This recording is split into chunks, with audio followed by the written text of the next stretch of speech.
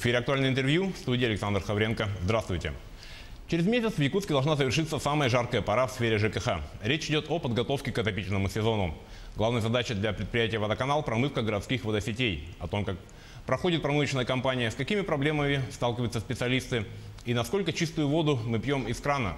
Мы сегодня об этом поговорим с генеральным директором акционерного общества «Водоканал» Анатолием Каджигасовым. Анатолий Андреевич, здравствуйте. Здравствуйте. Расскажите о ходе промывочной кампании, как вообще происходит процесс промывки городского водопровода. Да, на самом деле сейчас самая жаркая пора для сферы ЖКХ и, конечно же, в том числе водоканалу.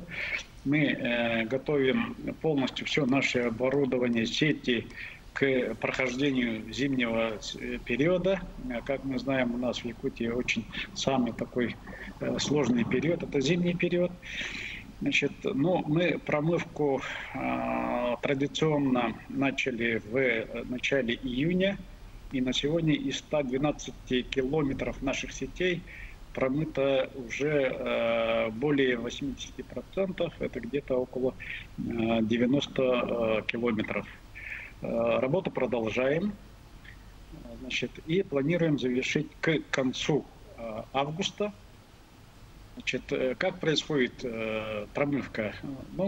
Для горожан, наверное, это общеизвестно, что до крана вода доходит через трех посредников. Это в первую очередь, конечно же, магистральные сети, которые принадлежат водоканалу, потом внутриквартальные сети, которые, как правило, принадлежат транспортировщикам. Это тепловые организации, такие крупные, как Якутскэнерго, Теплоэнергия, и, собственно, внутридомовые сети, которые обслуживаются или принадлежат собственникам, управляющим компаниям, ТСЖ и другим видам способам управления.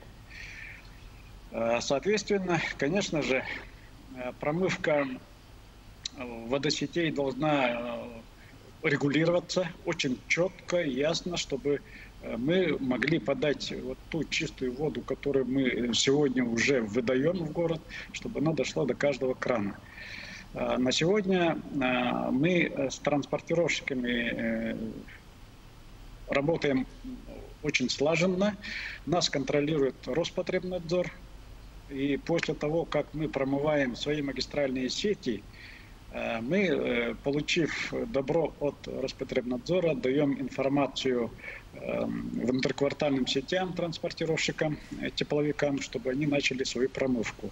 И в свою очередь они после своей промывки уже так называемую эстафетную палочку передают управляющим компаниям и ТСЖ. Поэтому вот от этой слаженной работы, конечно же, во многом зависит, в кранах дойдет ли чистая вода. Кроме этого, водоканал, конечно же, занимается ревизией запорной арматуры, клапанов, очисткой, значит, наших колодцев, резервуаров чистой воды. По всем этим работам мы идем в плане. Ориентировочно где-то уже около 90%, плюс-минус там по видам работ выполнено. И водоканальцы уверены, что к 1 сентября все наши объекты будут готовы. Промывка сетей всегда сопровождается отключением воды. С чем это связано и есть ли какие-то ограничения по времени отключения? Во-первых, это связано с тем, что у нас обводных двойных линий нет. Сами понимаете, если мы по всему городу по 2 линии проведем, то это будет, во-первых, очень дорого и для обслуживания, и амортизация достаточно дорогая будет, и оно, конечно же, в тариф скажется. И поэтому ведутся остановки, это во-первых. Во-вторых, мы дезинфицируем гиперхлорированием наши сети. Мы, кстати сказать, от жидкого хлора ушли. Гипохлорид мы сами готовим, оно более менее вредное, чем хлор опасное. Но, тем не менее, все-таки в целях защиты здоровья населения мы предупреждаем об отключениях той или иной линии. Ну, вот 18 августа, например, будет полностью общегородская остановка для того, чтобы полностью заменить основные задвижки 800-ки и 600-ки. Недавно в СМИ появилась информация, вот процитирую заголовок: «Бездействие мэрии Якутска ухудшает качество воды для горожан». Насколько качество подаваемой водоканалом воды снижается в кранах для потребителей, и кто в этом виноват?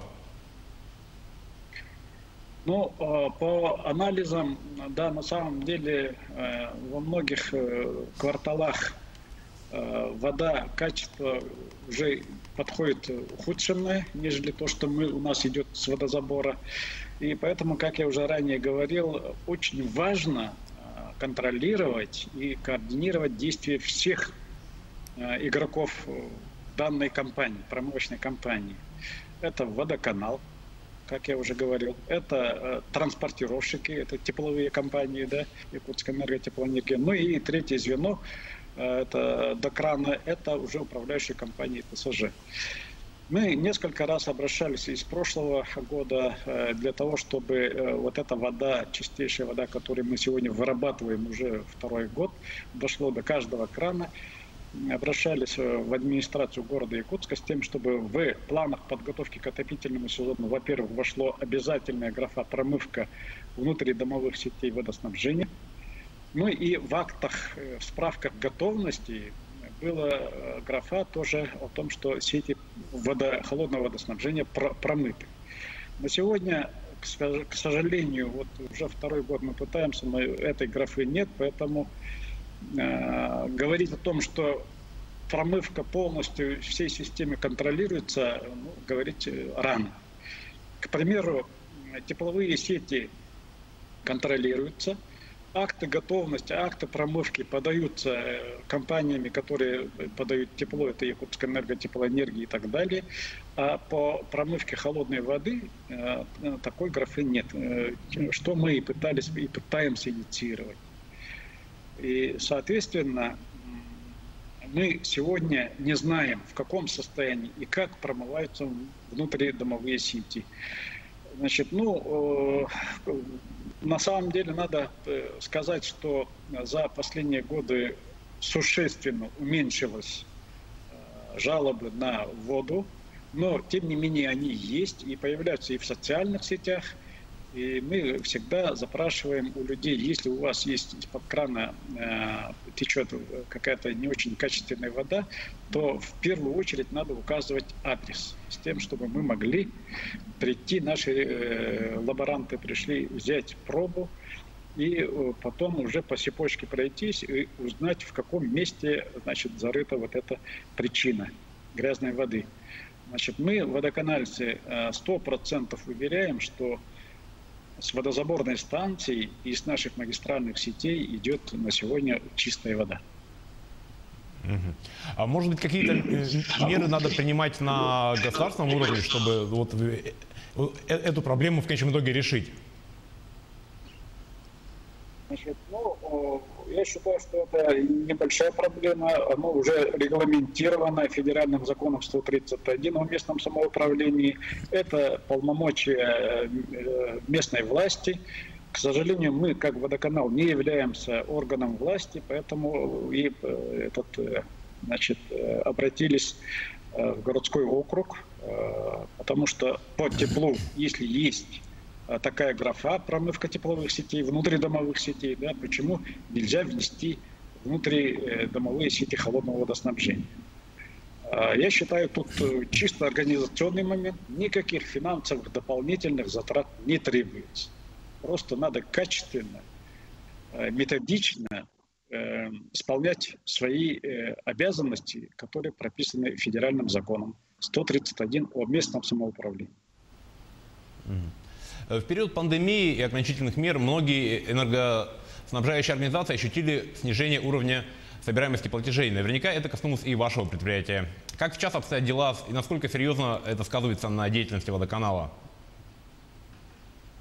Да, на самом деле пандемия на нас достаточно сильно сказывается. Значит, снижение уровня оплаты в апреле у нас рухнуло до 60%. Ну, начиная с мая, с июня потихонечку начало восстанавливаться, но, значит, все-таки мы до прошлого уровня до сих пор не можем дойти. К примеру, значит, мы в апреле начислили, то есть продали 140 миллионов воды в город, но из них мы недополучили 11 миллионов. Значит, к сожалению, вот эта сумма накапливается, и мы прогнозируем, что к концу года может вот эта цифра дойти до 150 миллионов. Значит, к слову, надо сказать, мы очень быстро сориентировались, поэтому, когда были закрыты кассы энергосбыта и многие другие кассы наших агентов, мы очень быстро перешли на онлайн-оплату, значит, организовали прием платежей через наш сайт, ну и разные продукции, интернет-продукции, да. И поэтому все-таки более-менее на сегодня оплата уже вот июльская, она достигла 92%. Хотя мы в прошлые года собирали до 97%. Тем не менее, ну, такая опаска есть. И мне кажется, все-таки надо было бы достаточно серьезно отнестись к этому, к коммунальным платежам. Почему? Потому что без воды не только нет жизни, но еще и не будет тепла. Теплоснабжение, оно тоже зависит от качества водоснабжения. Анатолий Андреевич, расскажите, пожалуйста, о планах развития предприятия. Недавно появилась информация, что водоканал займется водоснабжением Верхневилюйска и построит канализационную очистную станцию в Жатае. Действительно ли это так? И как будет развиваться дальше компания? Да, это первые ласточки. Значит, мы свою деятельность, в принципе, начали в 2018 году, когда вышла второй указ Илдархана о том, чтобы обеспечить население республики чистой водой и, значит, сбрасывать чистые стоки. Поэтому мы в течение этих лет изучали разные технологии, значит, составляли проектные работы. И вот первые ласточки появились. Мы сегодня уже приступаем к Жатай, чтобы строить там канализационно-очистные сооружения. Старое здание, оно построено в 1972 году, практически полностью износилось. Там есть только, ну, скажем так, дедовская механическая очистка. Вот. Ну и в течение 2 лет, до конца следующего года, мы должны там построить новый объект. Значит, по данному объекту мы, значит, как республика вошли в фонд развития ЖКХ, и львиную долю, 60%, значит, оплатит федеральный бюджет.